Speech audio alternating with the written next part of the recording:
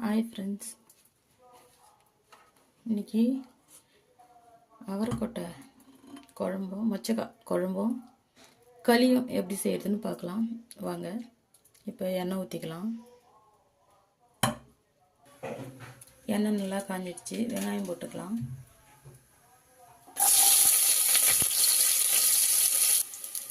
இப்போது தக்காளி போட்டுக்கலாம். வெங்காயம் நல்லா வதங்கிடுச்சு. 2 வெங்காயம் 2 தக்காளி. தக்காளி நல்லா வதங்கிடுச்சு. ஒரு அரை ஸ்பூன் மஞ்சள் தூள் போட்டுக்கலாம்.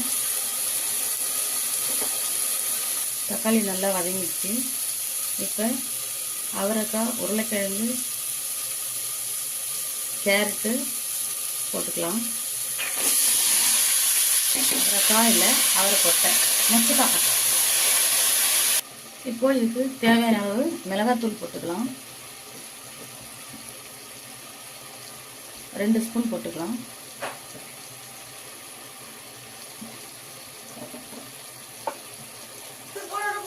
இப்போ கொஞ்சம் தண்ணி ஊற்றிக்கலாம்.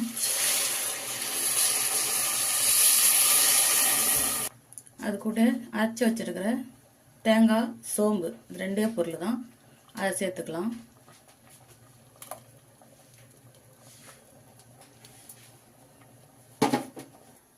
அவ்வளோதாங்க, குழம்பு ரெடி ஆகிடுச்சு.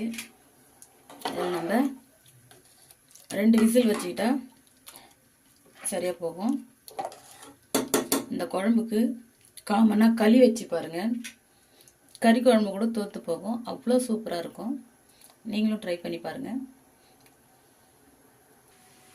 பாருங்கள், நல்லா அழகாக குழம்பு வந்துடுச்சு, ரெடி ஆகிடுச்சு. இப்போ நம்ம அதில் கொத்தமல்லி போட்டுக்கலாம்.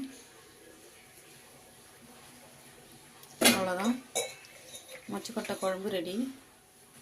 இப்போ அதுக்கு ஆப்போசிட்டாக பக்கத்துலேயே களி ரெடி ஆகிட்டுருக்கு. அவ்வளோ ஃப்ரெண்ட், களியும் மொச்சக்கொட்டை குழம்பும் செம்மையாக இருக்கும். காமனு செஞ்சு சாப்பிட்டு பாருங்கள். எப்படி இருக்குன்னு லைக் பண்ணுங்கள், சப்ஸ்கிரைப் பண்ணுங்கள், ஷேர் பண்ணுங்கள், கமெண்ட் பண்ணுங்கள். Thank you friends.